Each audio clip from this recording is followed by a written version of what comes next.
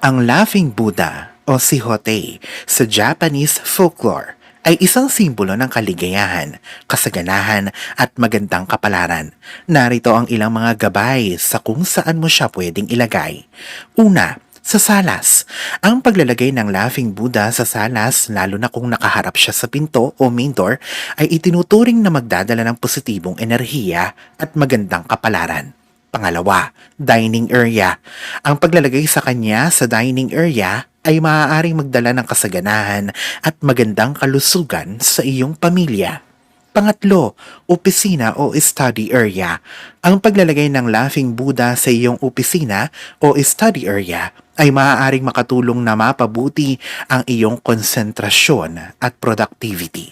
Pang-apat, huwag sa kwarto o banyo. Hindi inirerekomenda na ilagay ang Laughing Buddha sa kwarto o banyo dahil ito ay maaaring hindi magdala ng respeto sa kanya.